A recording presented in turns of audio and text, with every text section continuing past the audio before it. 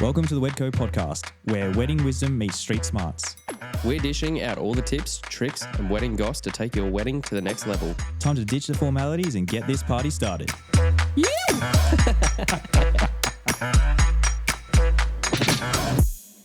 Hello and welcome to the Wedco podcast. I'm Toga, and today we are beautiful Hazel, and who do we have on the podcast? Zoe and James. Thank you so much for coming on. Thanks for having us. No, thank you so much for hosting us. Like I said, we've been trying to kind of film something down towards Sydney for a long time now. There's so many amazing vendors and everything down here. And when Danny from Hello May put me in contact with you, she's like, you have to. It's either like Audley Dance Hall or over to Hazel. And so I'm very excited to be here. Oh, it's so nice. Thank you very much. Thank you. Maybe we can kind of start a little bit about the backstory. Yeah. The backstory, goes all the way back to Byron, where Zoe and I met. I had a restaurant in Byron Bay for a long time. Oh, awesome. And so we met up there and lived there for a long time and moved down to Sydney to set up Audley Dance Hall in the Royal National Park. Yeah. And we've owned that business for 11 years. So we've got a cafe that runs downstairs and overlooks a beautiful park, and it's a historic precinct. And upstairs we've got the old dance hall itself, where we do weddings and events, private events and weddings and things. Yeah. So it's a beautiful old hall. It was built in 1948, and it's got a lot of character to it. Got a lot of history. We've had a lot of nonnas come down and say, I used to come down on the back of the boys' motorbike and do dances down here. And so there's got this history to it, which is really cool, and an energy that comes from the land that it sits on, because it's two rivers that join together to lead into the Hacking, and a beautiful grass area and some nice old trees and stuff around. And so the energy of the site and of the building lends itself to what we do, and we're just custodians really at the end of the day of keeping that history and the memories going, and letting couples get married and families have celebrations and build memories for the future and listen to memories of the past. It's kind of a privilege, really. That's amazing. And how did you first find out about Audley? Was it Audley Dance Hall when you found out about it in the first place? The national parks had done some renovations on it.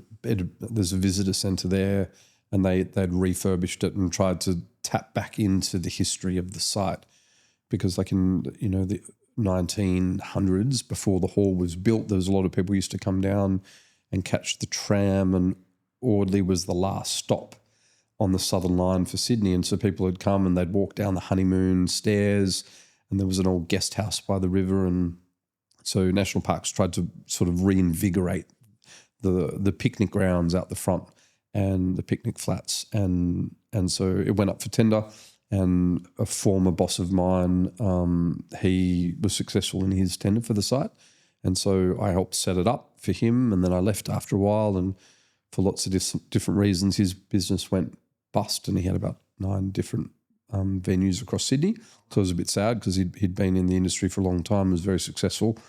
But we then came back and looked at it, and it had been closed for a little while, and we came and put our energy into it and sort of made it to what it is today. And it's been an ongoing process of adding on and growing and building and trying to put some good personality and sort of tap into that history, but also trying to bring some modern style to, a national parks venue, which is traditionally, pretty simple. So we try and do some good food, try and have good service, and the location is spectacular. So stunning. I've heard about the food before as well. So I heard it's pretty, I have. So I think that's so often the thing that we're like, okay, all of this, just because you're in a beautiful place, doesn't mean you can get away with having just normal catering, whatever food, or not normal. I know. But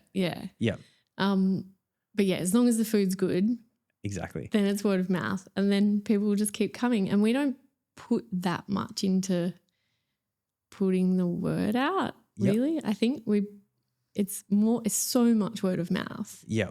Even someone said to us the other day, "Oh, you guys are the underdogs. You're just quietly there, just tinkering away with because it just kind of comes to us, really." But I think it's been word of mouth. It's been amazing. It's so beautiful. It's most of the clients, or most of your couples coming down from Sydney, or is it more a destination, or?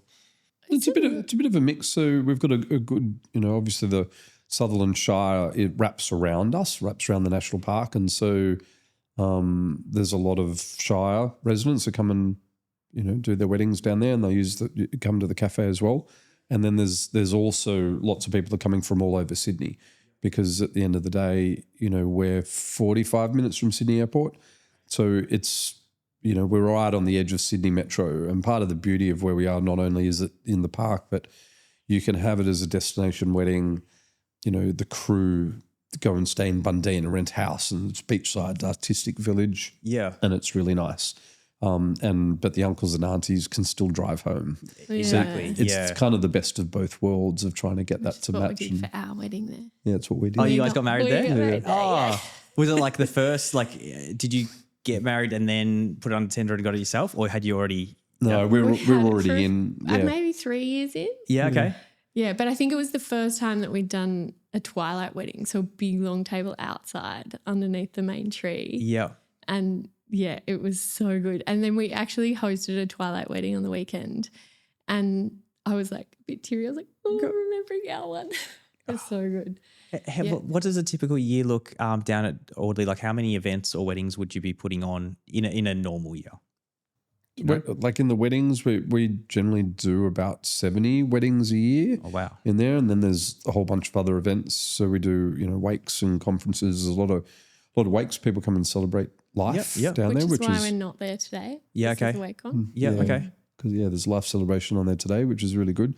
People have long associations with the park, and so to come and celebrate a loved one's life in that hall is kind of cool. In a beautiful space as well. Yeah. It's there's history to it, and that's part of it. There's You've got to celebrate all the points of life I think is super important. But yeah, we do about 70 weddings and other stuff. And yes, there's probably out of those 70 weddings, there's probably 10 a year at the twilight wedding, which is it's a whole big thing where it's like outside table on the lawns under the tree, and you kind of, there's lots of ceremony sites down at Audley too, which is really nice. Yep. That you can choose a different spot to get married, and then you come over and have this outdoor wedding where you serve dinner sitting under the tree and out in nature and beautiful grass all around you, and then you go up to the dance hall. And that was the fun part for us too, of going, it's kind of cool because that dance hall was a dance hall at the end of the day. Yeah. And so to be able to do dinner outside and then go upstairs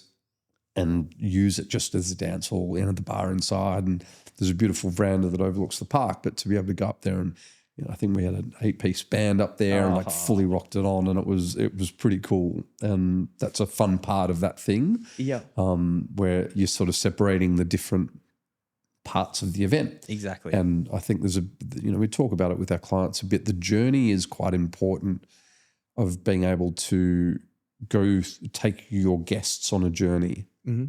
And if the beauty of where we are is that, the guests come on a journey to get there, and they arrive and they're out in nature, and it's quite beautiful, and you do the ceremony, and ceremonies take lots of different formats these days, whether you bring a smoking ceremony into it and a welcome to country, or whether you do more traditional style. That's super cool.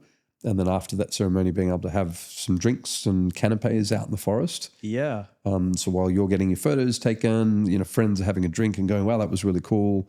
And then you can journey up into the hall, out onto the veranda, different vista, before you go inside and sit down. And so there's a journey through the night. And I think on all events, that's part of the key thing that can't be lost, is keeping your guests on a journey through the event. And, suppliers help do that in different ways, whether it's the photographer making sure they're getting good backdrop and not being out the park too long. Yep. Getting those different backdrops and engaging different people on the way. But trying to take your guests on a journey is really sounds like important. a dream. Seriously, like what you're explaining, I'm like, can I get married again? Like far out. That sounds amazing. Where did you get married? I got married in Italy, so it was pretty good. Oh, nice. But if I renew our vows, we'll be coming to you. So I'll tell my wife, she'll be on board for sure. Definitely. That seriously, I everything you explained just then, I could actually imagine in my head. When you're talking about it, and that is the thing. There's so many weddings where you kind of just get to it, and the photographer might be gone for an hour, and people are kind of just standing around, just cool, waiting to go into the reception space. But having these other things for people to, like you said, to be able to journey through the venue. It's an experience for them, and they're going to remember that experience. Yeah.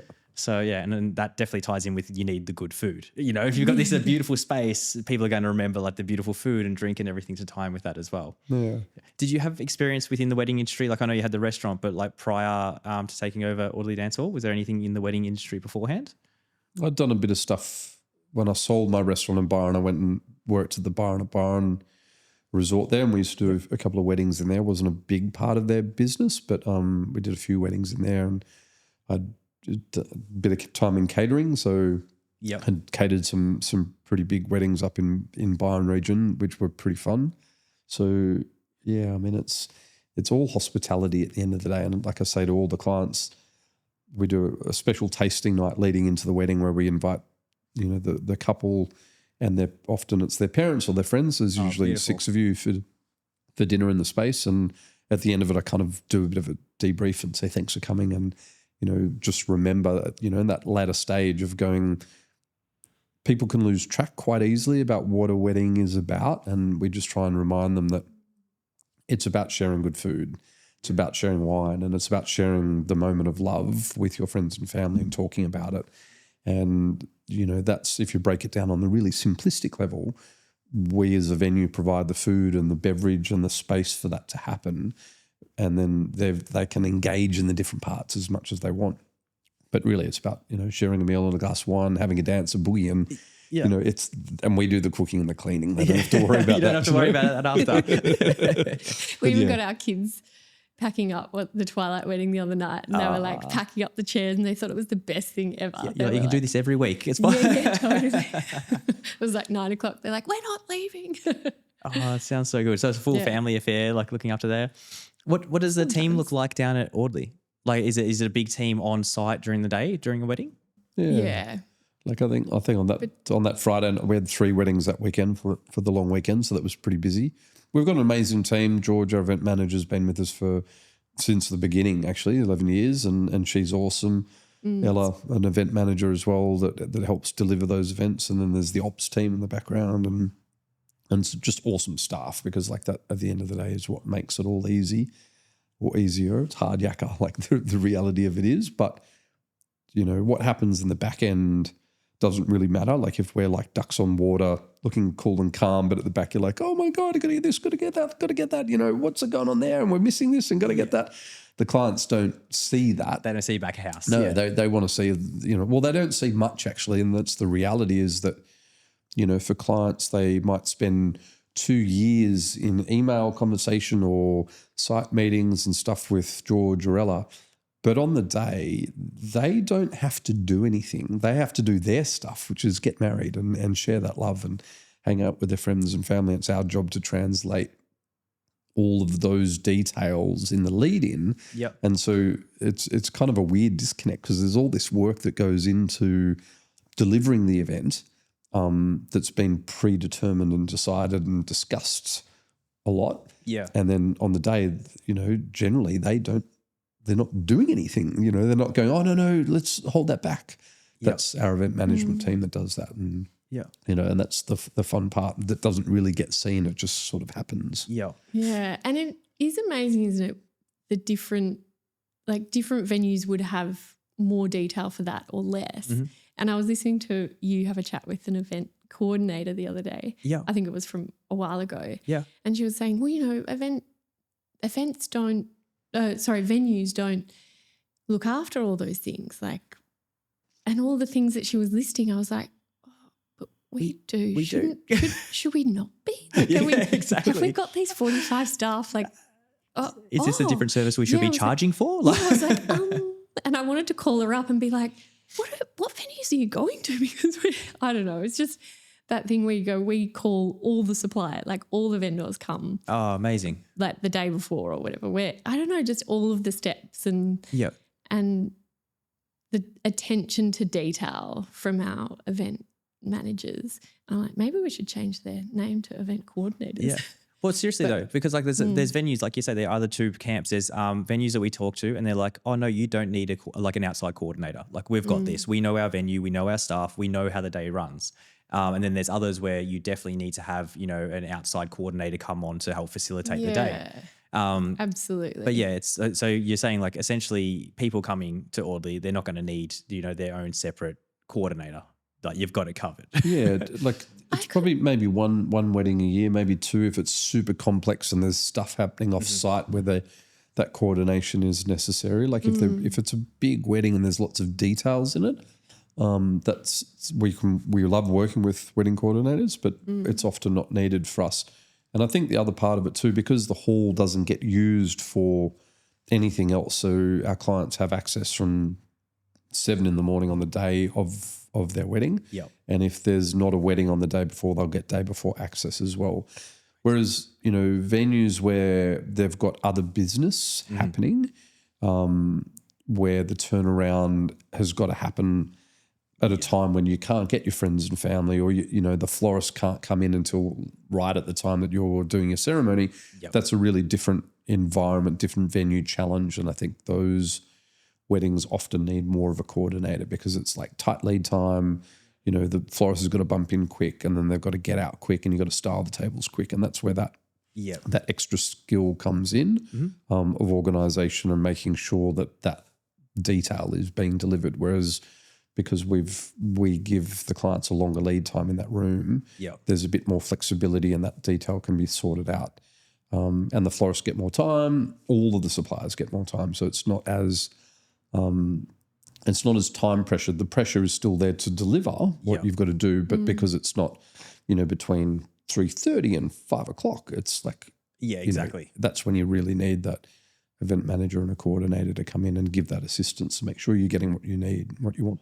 And a part of that is, and I'm sure it's talked about a lot, but couples aren't generally event organisers, and then they end up having to be, and that shock. We did one fine day fair a few weeks ago, and meeting so many couples, and the absolute shock on their face, the amount of times I wanted to give them a hug. Yeah, it'll be okay. It'll be okay. And actually at the end of the day I got a bit ballsy and I did offer someone a hug and she was like, yes, please. And she almost cried. She was like, it's so overwhelming. And it's that thing like you want to hold space that's meant to be really fun. Yeah. But the reality is that becomes out of balance because there's so much to organise. Yeah. And I guess it is that heart pull of like for them to choose all of the vendors and make all of those decisions, that it's what tugs on the heartstrings. Yeah. And I guess what you can afford. But yeah, I think it's often quite a shock for people how much. It goes from like super, super exciting to all of a sudden like, oh, this is overwhelming and almost like shutting down because there are so many decisions to be made as well. Yeah. We find that a lot where, as soon as they click like engaged or they look at one wedding ring, then all of a sudden like, here's all the Instagram accounts. Like, good luck with this. Yeah. But yeah, and it's just like there'll be a amount of people that kind of inquire with me and then it's like they kind of like, they're about to book and they're like, I just need a month. Like, this has been so full on that I just kind of need some time to just relax a little bit and then kind of get back into it afterwards. Yeah. And even more couples now looking where they'll kind of line up 3 or 4 different vendors. Like, I want this venue, I want this photographer, I want this florist, and kind of coordinating with those people first and kind of locking those in. And then after that, then they're like, well, I've got a bit of time. I can kind of work on this later on down the track. Is there, coming back to Audley, is there like a limit of the amount of people you can have for like, say, a cocktail style or a sit-down dinner? We can do sit down for 200 people with the dance floor, which is pretty party. Good. Yeah, it's not as there's some venues out there that can do the bigger Greek weddings and the bigger Italian weddings and stuff. But yeah, 200's a good number for us. We did a wedding for 220 that was pretty wild. Yeah, okay. Start with rakia at the door is always a good beginning of a wedding, but when there's 220 of you in there, it's like. But yeah, that was lots of fun. So, but generally we find our weddings, range from really some small weddings where we do 25 people, daytime wedding outside by the river, quite an intimate affair all the way through to those big ones. And, it's got a good capacity. Yeah. And I feel like a lot of venues are kind of veering at the moment where they are trying to offer different, like there might be like a little summer soiree or they are offering different options as well. Like, I feel like every Saturday was booked for forever. And now like people are like, they are having more choice and they want a Monday to Friday wedding or something like that. So you do see a lot of venues kind of, trying to move in different directions and pivot towards that as well. Yeah. And it's just, like maybe the 100-person wedding doesn't fit everyone and being able to offer that. Do you find like even a lot of people coming from the cafe, like they'll come down regularly to the cafe and they're like, we need to get married here? Yeah. Yeah. It's pretty cool. And like that Twilight wedding we did last Friday, we just read the clients wrote back to us today. I wrote to Ella and said, thank you so much, amazing wedding. And there was a line in there that I thought was pretty cool, and it takes back to that whole point of being a historic venue, and that we're just custodians of it, but they made the point that they can come back and visit whenever they want and remember and recount that memory. And so, lots of people, they might have had their first picnic as a couple, and they go, oh, can we get married there? Because that's where our first picnic was, and then we fell in love and we want to get married here. So there's lots of different reasons that people come back. Yep. So a lot of our clients come back and we meet their kids, and it's super cool. That is so cool. Rather than just like, oh, we just bumped in, had our wedding there, catch you later. You know, like it's an actual, like they live, this lifestyle. They're going to come down there anyway. And to have anniversaries there, like you said, have kids and you're like, oh, like you remember them from 5 years ago and now there's 3 kids running around or something. That was quick. Maybe not 3, 2. Well, maybe we can touch on Hazel a little bit, because like obviously you would have learnt a lot with Audley Dance Hall, and now you're taking on another massive task because you love just being nice and quiet and not doing anything. Do you want to talk about this stunning venue a little bit?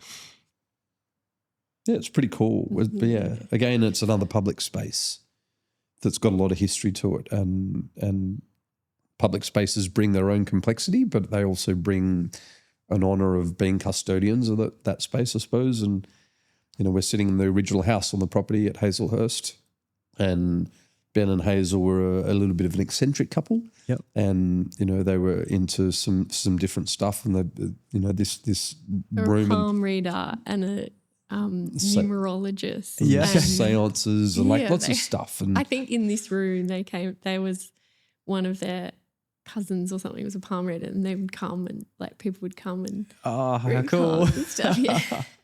So and they donated the property. They bequeathed it to the Sutherland Shire. Okay. And so it's like a 3-acre property. And then after a bit of backwards and forwards, some very committed local residents, artists, managed to team up the political will to have council build a gallery. And so they've built a beautiful art gallery. There's 2 main galleries, and the restaurant component's right in the middle of those 2 galleries, and it gets used a lot. The galleries get used a lot, where the main gallery turns over every 3 months, and the side, more public gallery, has some studios that kids and adults learn different art classes and things. So there's lots of creativity and energy that happens around that restaurant all the time, which has been really cool to watch whilst we build our restaurant. And it kind of gives that, it gives a little bit of inspiration and a little bit of license to be able to be creative, and also to be able to be adaptable, because you watch all this change and creativity happen around you.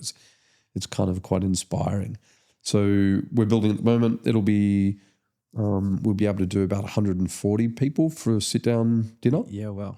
The restaurant itself would be able to sit indoor and outdoor about 180 people, but for a wedding scenario, we'd sit up to 140, have an indoor-outdoor area.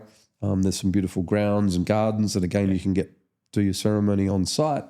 You can have that journey. It's got that ability of having a journey just within the property with beautiful backdrops for photos, and start outside and then move inside. So it's going to be a lot of fun. Got a cool bar that we're building in there, which will be really pretty cool. Looked pretty beautiful before. Yeah. And it's like it's pretty nice because we've taken some design elements out of the house. So we've used a bit of deco influence in there, not over the top deco, but like being able to put some nice touches in, which will be really cool. Yeah. And yeah, so I saw the kitchen earlier as well. It looks pretty amazing. Is he going to bring in pretty much like the same kind of team, same menu options as what you would Audley, or is it going to be something completely different? I think it'll have its own personality, really. Like it deserves that, and it will do that, no doubt. So, yeah, I mean, we've got an amazing team at Audley, and some of them are going to transfer over the 2 properties and help, particularly on the event side. And the events up here are a little bit different too, because we do gallery openings all the time. Yep. There's probably a bit more cocktail function that happens down here, whereas at Audley it's more sit down, you do canapé functions, like canapé at the start of the night, but you sit down and share the meal, whereas up here I've got a feeling it's going to lend itself a bit more to cocktail style functions, and it'll be interesting to see how that evolves and develops over time, and it'll be fun. There's something about the grounds that we've just found people just want to be involved. Like everybody that we talk to, even the other day, our amazing wine rep, James was talking to him, and we were kind of saying, oh, we're looking for a sommelier for our new restaurant, and if you hear of anyone looking for something, and then a few days later he rings back and he's like, that person is me. And all the way along that's happening, where we're like, watch this like amazing sommelier that has had incredible experience, Key and Menelong and all these things. They're like, oh, okay. Oh, you want to come with us? All right, great. And that shock of, that imposter syndrome that always happens with everybody. Yep. But it's so positive. Everything that's happening is so positive and a bit magic. Yeah. That's kind of now getting like washed away, and it's this amazing project that so many people want to be involved with, which is very humble, very awesome at the moment. Yeah. But do you think, like obviously it's about the grounds, but do you think that's a bit of a reflection on both of you as well? Like I think people will kind of resonate with what you've done in the past, and now they want to be involved in this as well. Hope so. Yeah. I can feel like the way you talk about your venue, it's not, every venue owner doesn't talk the same way about their properties, like it's, to some it's a business, which is perfectly fine as well. But to other people, you can tell it's like a heart and soul, and this is, we live and breathe, these properties. Yeah. And I think obviously people are going to want to come along for the ride with that, because everyone wants a purpose and everyone wants to be involved in something that there's meaning behind. And so, it's just cool and inspiring to see, I guess, because like there's so much money in weddings, and there are so many people in the wedding industry that it's for the money. So when you kind of see someone that is authentic and, wants to build that out, it's nice to see. That's nice. It's good.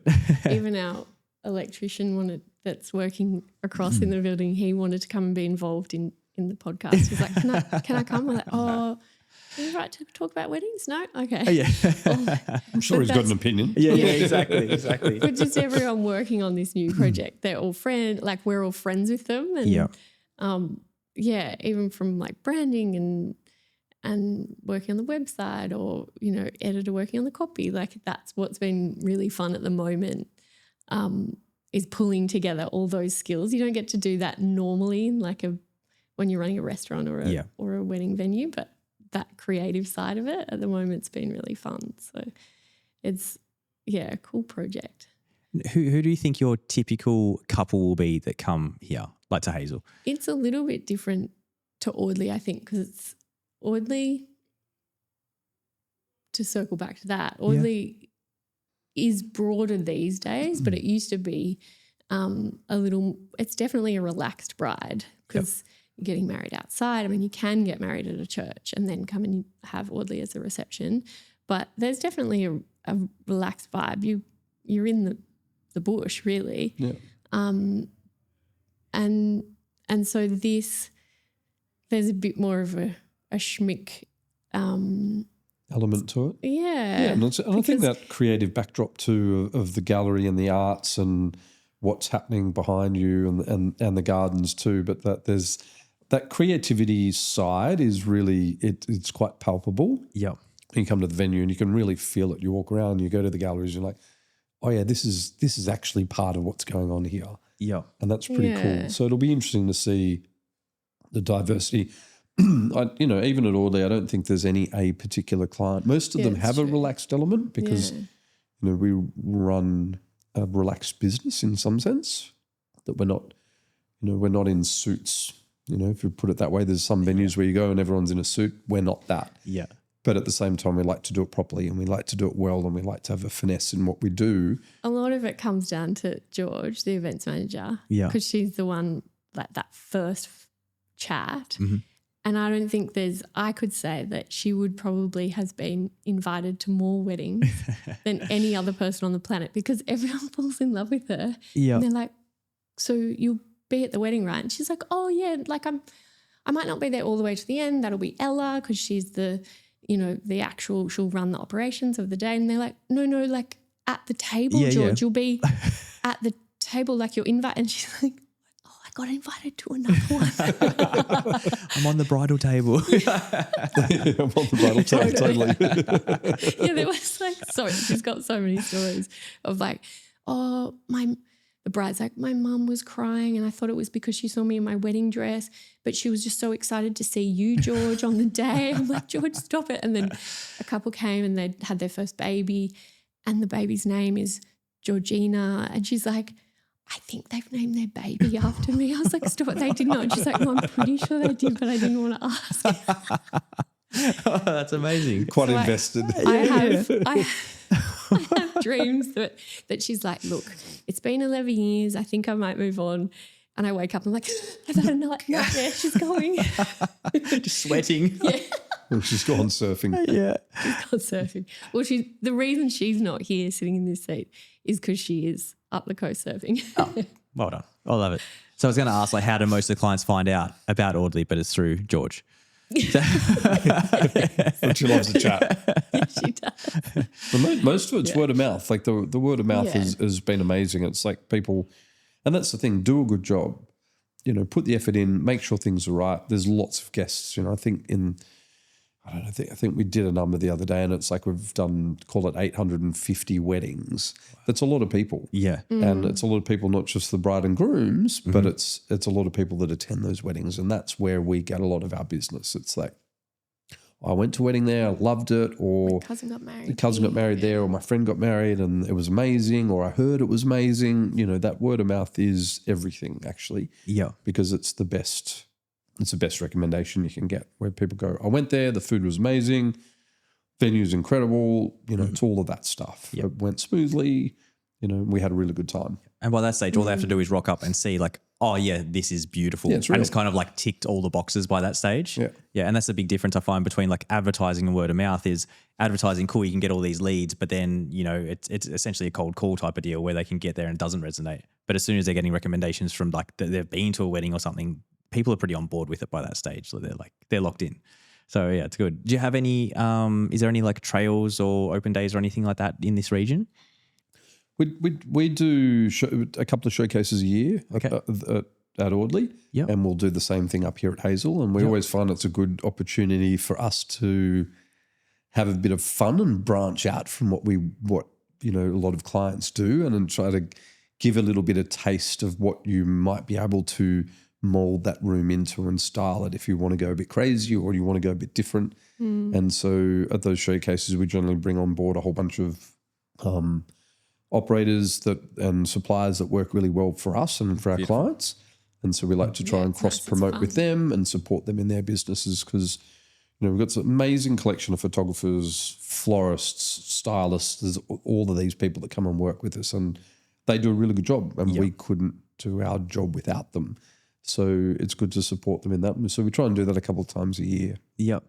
Perfect. And like, do you see like a lot of brides coming through or a lot of couples coming through for those days? Yep. Yeah, that's Yeah. so good. Yeah, a lot of people come, because it's like, come and have a drink, come and Yeah. eat, come and It's a special it's event. nice to be able to open the door, and it's nice to be able to open the door to your venue and have it fully styled Mhm. for people, because often when people just come on a Saturday, it might not be. Yep. Which makes a massive difference. Like florist, Isle of Eden, we usually work with, but Yep. try and mix up lots of different vendors. But it puts in a huge amount of effort and makes it one of those like spectacular type. Yep. We were talking about earlier wanting to do something different on these showcases. And like it is so important, especially from the stylist and florist point of view as well. Like they want to do something crazy and something fun that they want to share Yeah. themselves. And it's Yeah. like such a good opportunity for them to be able to do that as well. Yeah. And then chances are someone sees that setup and they're like, oh, that's exactly what we want. Then it's a good way to kind of branch into other things. And like I said, it's just all native flowers or it's just all the same thing. They can kind of do exactly what they want. And it's going to cost them a bit of money to do, but also the partnership with you guys, it's worth them doing. I want to be at Audley Hall, like Dance Hall, way more. So I'm going to put all this effort in and make it beautiful. And it just, whatever's good for you is really good for them as well. And do you guys have a preferred vendor kind of list that you'd give out to couples once they book in at the venue? Yeah. Yeah, we try and it's that thing if you want to make it really, really long, but it is, you try and pick and choose, but it's generally whoever we can have a laugh with. No, I mean, who is very professional. Yeah, no. But seriously, that's it. Like people ask, like, why are there such thing as a preferred supplier list? Like, why do you think you need to have it? Because you've only got one chance. It's not, like a restaurant, you've only got one chance too. Like people come for dinner, it's a special occasion, you've got one chance to serve them a delicious meal and give them the whole experience. But a wedding's like there's a lot invested in it in lots of levels, and it's, the pressure from the other family members, it's the pressure from the friends, it's like all the effort and the lead time and the investment. It's not often that you take 10 people out for dinner. So taking 100 people out for dinner, you go, wow, that's expensive. It's like, because you don't usually take 10 people out for dinner. There's 100 people. And it's often the only time you will ever do that in your whole life. It's massive. Yeah. So you want suppliers that come and understand that level of investment and that they don't slack off. It makes such a difference when they arrive on time, if not early, or they come prepared, or they have done their research, or that they understand who that bride and groom is on the day, or bride and bride, whoever it is on the day. It's like an amazing, you can really tell, I think, especially as the venue, because you see it all from find it with musos too, like the bands and the DJs and things. The ones that really understand, that is the day. It's not about them. It's not about the band. It's not about the singer or the guitarist or the saxophonist. It's not about them. It's about the people that are in that room. Make them dance. Make them have a good time, and understand the vibe, because it changes as different clients have different vibes, and so it's that engagement with the couple and the people that they've come to celebrate their love with. That's the key. And so I think, that preferred list is really about, it's not about us at all. It's actually about the people, the suppliers that have worked well for their clients. And we see it, and you see it all the time. We see so much talent. I can't really remember the film, but that film Wedding Singer, it's almost done a disservice to this industry. Like, it's so amazing. It's people that are so passionate about the industry, because I was just asking Ella, our events manager, what her favourite part of a wedding is, and she was like, 100% as soon as that bride and groom see each other when she's walking down the aisle, or, the couple see each other, she's like, I cry every single time. And it's just because it is so special. It really is. Yeah. And there's so much talent, and it's really incredible to be around all of those people. Yeah. And I think as soon as that feeling wears off for you is the time to kind of move on from weddings. Like as soon as you kind of stop realizing how special it is and it's just job, then maybe now that's the time to keep going. Yeah. But even come back to like preferred suppliers, it's like everyone still reflects on you, like even like it's whatever, it's a shitty photographer rocks up, it's still kind of comes back to the wedding as well. And so it's like, that's the good thing, is like people you trust and know are going to serve your clients well, it all kind of reflects back on you as a venue as well. 100%. Yeah. So, and I'm sure the vendors you have are similar to the electrician, like they want to be a part of your journey. So they're probably going to resonate with you. You're having drinks with them, and you just get along, and you're good people, and clients book the venue, but also for you guys. And so they're going to want people that are similar to you as well to deal with throughout the day. I should tell him there's a chair for him here. He could, there's still time. Still time. You're in. I'll interview him last. Like, so. It'll be a bonus episode. Love it. Do it again. Do you think there's anything like everything you do is special, but anything like little bits and pieces that you do that you kind of really go above and beyond for your couples that you can think of? Hard one. I just keep going food. Yeah. I think the knowledge and they were always special. Maybe that's not true, because I was going to say the knowledge of the length of time and the care, but it was always, I think Audley helps make it that way, and that's why we fell in love with Hazel as the next venue, because the place gives you almost a big hug. And so then with that big hug, then the staff are excited to come to work. That it's like drowning yourself in nature Yeah. and getting to have that experience at work, but also, and then all the friends and family who come, they're like, wow, we've never been to a wedding like this. Mm-hmm. Yeah, and I know there's so many wedding venues in nature, so we're not the only ones. But You are the only ones. There's nothing else. Yeah. But yeah, being in the national park, it is pretty special. And the only problem with it is that there's however many hundreds of acres, I should know that off by heart, but of places to have your ceremony to choose from. Like we go, okay, there's 9 favourites. But if you fall in love with that willow tree and you go, I'm going to get married under that, then we go, okay, cool, like let's make that happen. Or we've never had a wedding on wedding cake rock though, but surely one day. After this, everyone, we're going to Wedding Cake Rock. See if we can get over the fence. Yeah, everyone has to walk down to figure 8 pools and ceremony there, surely. Yeah, do it. Lock it in. Yeah. Your electrician can be the celebrant. Be great. Getting trained up now. And then a couple are still looking for their venue currently. Is there any like tips and tricks that you could give to a couple? They've just started their journey. They're around this region. Anything you could kind of give them some advice for when they're still looking for a wedding venue? I mean, size is obviously part of it, you know, and that's, we feel like the size of our room is quite adaptable. You know, up to 200 people is a lot of people in there, but it can fit it. Yes. And it can fit it partly because of the beautiful veranda that hangs off the side of it. So size is part of it, but I think, you know, for us, not overly spiritual, but you can feel an energy in a space. And I think for a lot of people, it is about trying to be in a room or be in a venue and feel what that space means to you, because you're going to have a really special and intense emotional time with your friends and family, and that emotion needs to be supported around you. And I think, you know, here at Hazel, it's, you know, the grounds of Hazelhurst have an emotion attached to them. There's some kind of energy up here, and whether Ben and Hazel that were, you know, the custodians before, you know, when they had the property, they obviously felt it too, and they were into, you know, different stuff, and so they tapped into that energy, and they kind of went, wow, this ground's got a nice energy to it. Yeah. And I feel that at Audley, you know, there's lots of history there with Indigenous people, and obviously there's 2 rivers meeting into one that then flows out to the sea. That is part of it, and you stand there and you can feel that energy. And so, yeah, that's my advice, is feel the energy of the space, because then all the other stuff comes together. Yeah. And because at the end of the day, I go back to it. You're sharing food and wine and dancing, music, and talking about love, and that's the most important part of the wedding is sharing that experience with your friends and family. And so there's got to be an energy with it that is supportive of that.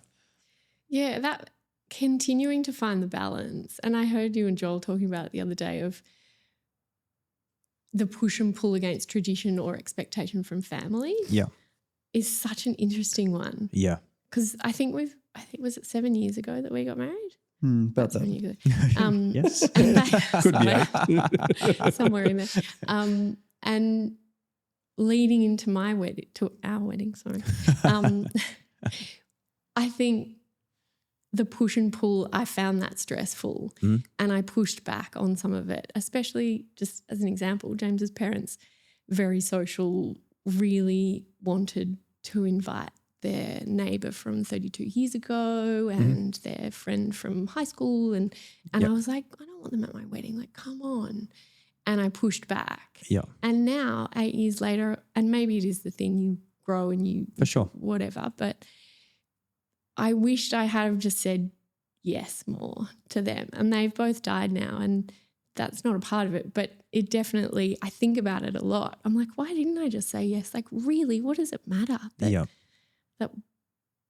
Bobby's sitting there going, wow, this is so cool. And maybe it can be about money and things like that, but that fine balance, to sit within that fine balance of keeping the people that you love and love you happy around you. Yeah. but staying true to yourself and what you need and want for the day that is kind of showing your love to everybody else. Yeah. Because it's kind of that thing, isn't it? You're putting like a stamp on the Stake in the ground. Stake in the ground. Yeah. To go like, here we are. Yep. And we're now moving forward in life together. That you should allow people to give a little bit, but without compromising yourself. Yeah. I think that's definitely, It's a hard one though, especially being like younger as well. Like, of course, you're going to push back more as well. Like you just are. And then you kind of get older and you're like, there's so many things like, against my parents and my wife's parents that you push back like, 10 years ago when we first had kids. And now you're like, I wish we had just got all the help. You're like, no, we'll do it our own way, or we'll do this and this and this. And especially like it's such a big thing with like, it's, our wedding, it's all about us. Yeah. But then like you said, it's like little things like that. Does it really affect my day if the accountant from my dad's works there? Not really. Like it's okay. Yeah. As long as he's paying for it, I don't care. Like I'm not paying for him to come, but you know. Yeah. Yeah. Or like my father-in-law to choose his favorite red, like, okay, go for it. But that's continuing to find the balance and come back to what that balance means to you. Is it actually takes brain space, and sometimes you don't have that brain space when you're trying to work full time and plan an event. And so it's but keep zooming out to that bigger picture perspective. Yeah. To be able to see it from that, whilst also needing to choose the color of the napkin or everything. Exactly. Yeah. I think that those there's if you actually microanalyze the process of having a wedding and the decisions that you make along the way and how you have to negotiate, and the tasting that we do, like it's usually about a month before your wedding date, and we do a tasting with the couple and their family, their friends, and often when it's the two sets of parents with the couple, you kind of sit there and go, those decisions, you're going to sit around the table and we bring out our menu, we try different wines, and they're in the space at nighttime, which is kind of cool. So they get to, because often they book the venue, they might not have ever been in there at nighttime. Yep. And it's about making the couple comfortable. It's also about making the parents comfortable, because the parents are a big part of it. Yeah. And whether they're picking up the tab or not. And you kind of go, so, you're going to try some food and wine, and you don't have to choose this stuff, and you're going to get some advice from the people around you, and you'll either take the advice or not take the advice. Yep. And that goes true across all of those decisions in the wedding. Are you going to a church or not to a church? For us, a big part was in our vows. We didn't want to say the vows that were prescribed, the statement of marriage that was prescribed by the government at the time, because we didn't believe in it. Yep. And we found it super difficult to say, like, how can we say, marriage is only between a man and a woman when we've got lots of our friends that are couples and they love each other and they don't fit that criteria. That's not okay for us to say, no, you can only fit our model. Exactly. So we didn't do that, and that was a big decision. Had a bit of pushback. So hence we're not actually officially married. We had a wedding, but we're not married. So, because we never signed the document. Yeah. But so those that we decisions, didn't have to say that. and so the decisions amazing. that you have and how you communicate that to your friends and your family, but also internally, you're establishing your own family, and it's a different unit to being with your parents. Yeah. And so there's a moment of release, and there's a moment of stepping into adulthood of sorts, and then, trying to figure out that, hey, they've had their marriage too, but they went through the same process you did. Yeah, exactly. And they were probably controversial too. Yeah, exactly. Yeah, back in their day, it's all relative. parents didn't agree with something they did. Yeah, exactly right. So, and I think after you've got married, or sometimes people before, if you've had kids before you've got married, with your kids, you realise there's friends that are close to you now. Your kids probably won't really remember them, but they were really important. Yeah. At that time, for the first 10 years of life or whatever. So, hindsight's a wonderful thing. Yeah. And learning that negotiation skill between your family from one side and the other family that have been joined together, and how that relates, and how you negotiate that to get a fair and reasonable outcome that represents you as a couple, is part of that process. And I think marriage is part of that, and organising the event is part of that, and trying to learn the compromise and going, oh, it's okay, your dad wants this, so Yep, I'll take a deep breath, and that's just what it is, because that's going to happen multiple times for quite a long time. Yeah, exactly. You hope, and so hopefully you can find a gentle balance in there, and I think that's kind of. It can seem stressful at the time, but it can also be, if you engage in it properly, it can be a learning and enjoyable experience of trying to come to compromise. Yeah. And like I ask all our couples, after they've been married, like, does it feel different? Because like for my wife and I, we'd been together, I think 10 years, we'd had 3 kids by the time we got married, but we got married and it definitely felt different. It was definitely like, oh yeah, we are like, we already knew we were going to be together forever, but like we're definitely a unit as soon as that happened. And it did, it made like a massive difference. And, some couples you don't expect to get that answer from, like the boys like, yeah, whatever. But then like after they get married, they're like, oh, it made a difference. Yeah. It just, probably can't put words on it, but just, yeah, I don't know. There's something about it. Yeah. I guess that's why it's a thing. Well, it's a bit foundational. Like really, it's setting a foundation stone to that relationship. And even though you might have had lots of experience before that built a foundation, I think that marriage part and celebrating it, and it can take lots of forms. It doesn't have to be a reception with 100 people. It can be super simple ceremony with 20 people or 3 people. Doesn't really matter. Yep. But that setting a stone to say we are making a commitment in public to people that matter to us, and that commitment is solid. Yeah, yeah.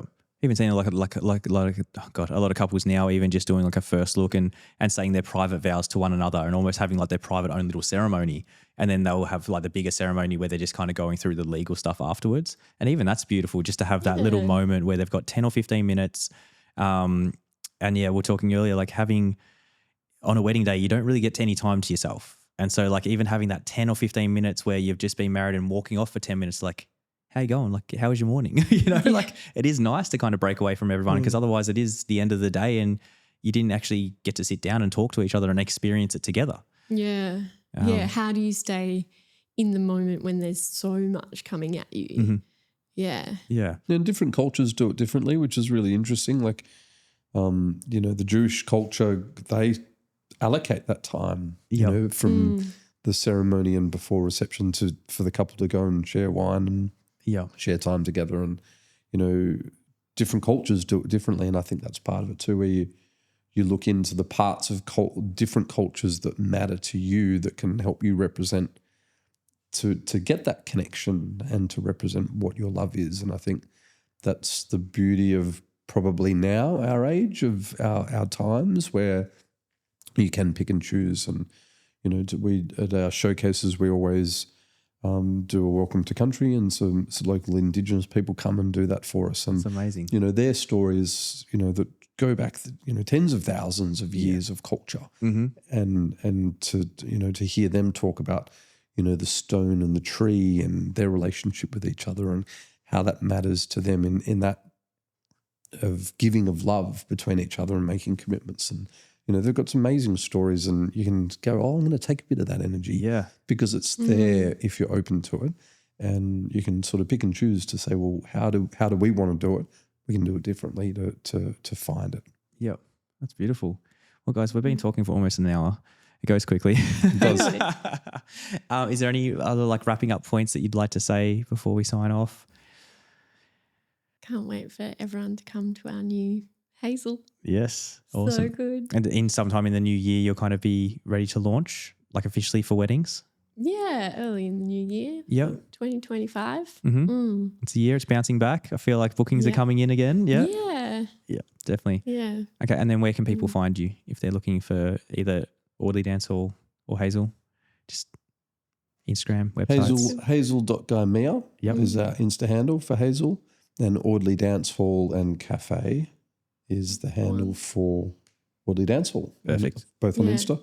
Awesome. And then the websites are there too. Perfect. We'll put all notes in show notes and all that kind of stuff. But seriously, thank you so much for coming on and also hosting us here. Like, it's stunning. Yeah. I love the tour earlier and seeing all the studios where all the kids and everyone can work and, do all the different forms of arts.